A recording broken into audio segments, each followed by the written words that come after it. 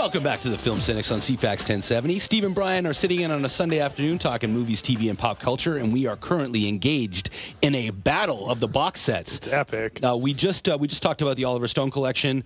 I'm giving it a thumbs up. I mean, I guess I would say it would be a keeper for my particular collection.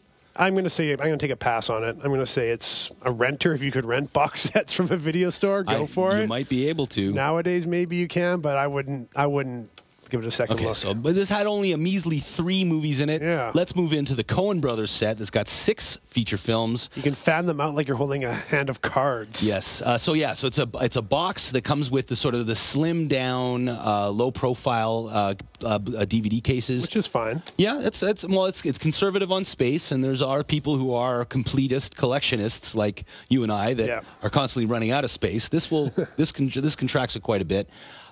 So the films that are featured in here. So there's The Man Who Wasn't There, The Big Lebowski, No Country for Old Men, Burn After Reading, Intolerable Cruelty, and A Serious Man. Yeah, which, looking at it, if you're new to the Coen Brothers and you've never really watched their films, you could look at this box set and be like, that's a nice cross-section of their types of films that they make. Right. If there's a little bit of comedy, there's a little bit of weirdness, there's a little bit of this action-y thing that they do, and this, like... just their sort of like their odd take on the films that they make, like The Big Lebowski, which is such a great film, but it's kind of weird. Yeah, it doesn't really fit under any particular category. It's sort of a mystery you can't comedy. really call them Coen Brother films. Like, they don't fit into a category of film. They're a Coen film. Right. And No Country for Old Men, which I think is an absolutely brilliant film, is in there. But then there's some things that you put in here, like A Serious Man. Oof. Which we reviewed on the show a while ago, and we both tore it to shreds. Yeah, we gave it a major coaster, because it's a terrible film. It's so not funny, not interesting. And you get movies like The Man Who Wasn't There, which I've never actually seen. Totally forgettable film, actually. But I've heard mixed things about it. Like, maybe it's good, maybe it's not. Well, okay, so if we're going to match this up, basically it's contemporary that we're going to be reviewing after the news break is the Gilliam set. It's also coming out from Alliance. They're both coming out on Tuesday. They both retail for about $36. Which is a good deal. Now, the Gilliam set is more of his old work, his sort of 20th century work. And this is mostly his 21st century work. Yes. And so it's interesting to sort of see that I think people feel the Coens really came into their own this century. And I really don't agree with that, though. Yeah, well, I can say that Gilliam definitely came out of his zone at the end of the 20th century. But for this sort of is more of, this seems to me like more of their throwaway films. There are a number of glaring omissions from what I would consider to be a Coen Brothers collection. Specifically, let's see, Miller's Crossing, The Hudsucker Proxy, absolutely, Fargo. Yep. Yeah, Fargo is Barton a major. Fink. Yeah, Barton. Oh. Even Blood Simple. Oh, Brother, Where Art Thou? Yeah, Brother, it's a bit of a bummer. Which is funny. The way you said this is true. Like, all these movies came out after the year 2000. Yeah, well, except for Lebowski, which is 1998. But true. But hey, way to correct me on air. I'm sorry. Your point is well taken, though. But the point of it is that the Coen brothers established themselves earlier on as these really creative, inventive, kind of film noir filmmakers, kind of did their own thing and made some really great films early on that not everybody saw. Right. Then once they made The Lebowski and Fargo, and they got really famous for Fargo because it got one Academy Award for, I think, screenwriting or something or other. Anyways, it got quite popular, so then everybody was aware of the Coens, and then that's when they started making all these films. And there's probably about 2 films in this set that I would say are great Coen Brothers films, and the rest of them are just sort of ones where they kind of went around on their goodwill and their abilities to be creative filmmakers and just made whatever they wanted. Right. So it's interesting. Like, it's sort of once the Coens became famous, they put out this box set. Well, it's funny. I was saying this would be a way for me to get rid of some of my older Coen stuff, but really, there's not too much of my Coen stuff that's in here. Yeah. Which, in a way, is good for the completionists like myself who need to feel they have all of the stuff by whatever director. This is a great way to fill in the gaps of things that I would not necessarily have picked up. I mean, you can go and pick up Intolerable Cruelty for like $8 down at your local grocery store. Yeah. And to be honest, it actually I enjoyed the film. It's not quite their general kind of stuff. It's mostly about divorces and prenups. But it is fun to watch George Clooney and Catherine Zeta-Jones sort of play off each other. See, the thing about a Coen Brothers film is even when they're bad and we call them bad movies, they're still good movies. Yeah. And they don't make terrible films by any stretch of the imagination. They have just made such great movies like No Country and Big Lebowski that you hold them up to such a high standard that when they do put out Burn After Reading... Or The Lady Killers. Yeah.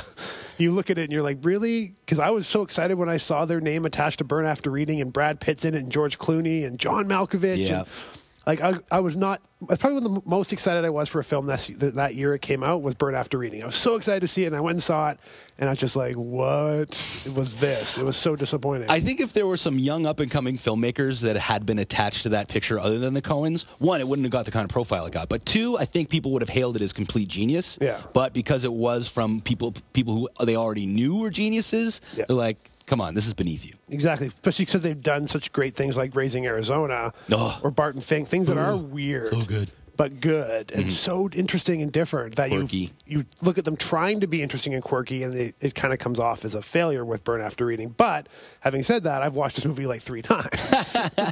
I've only watched Burn After Reading once. That was enough for me. My problem with that film, that was when they started getting into making films that were meaningless. There was no real moral or point. Yeah. But also, it was the fact that the people in there, every single one of the characters was absolutely irredeemable. Yeah. And they were like, and so I can't identify with anybody because I'm redeemable. I'm relatable. A little bit. But no, all these people were horrible, either vacuous or Machiavellian or whatever. So who am I supposed to root for? Who am I getting behind? Yeah, exactly. I just felt the exact same way. I mean, Richard Jenkins, I guess, was sort of the good guy of it. But how did he end up? Not so well. Exactly. Looking at the set in these 6 films, which one would you put as your all-time favorite? Oh, well, it's a no-brainer. The Lebowski is. Okay, what would you put as number 2?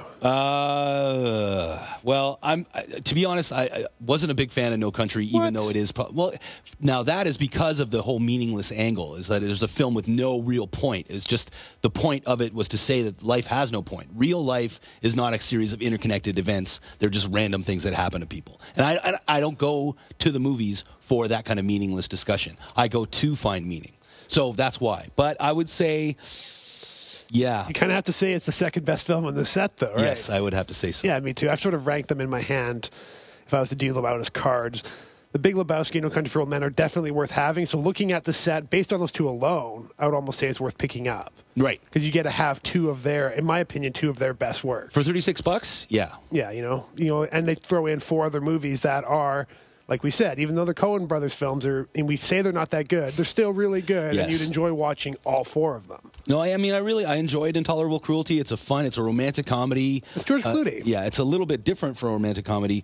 Burn After Reading, it's funny. It's interesting. It's different. And A Serious Man, I don't know. I think there might have been a bit of a cultural divide for us as far as us not being able to get it because it is all about growing up Jewish in Minnesota. It's a very narrow demographic that they're aiming for with that film. And that one is the crowning achievement of meaninglessness, about how there is really no connection between the miraculous and the mundane.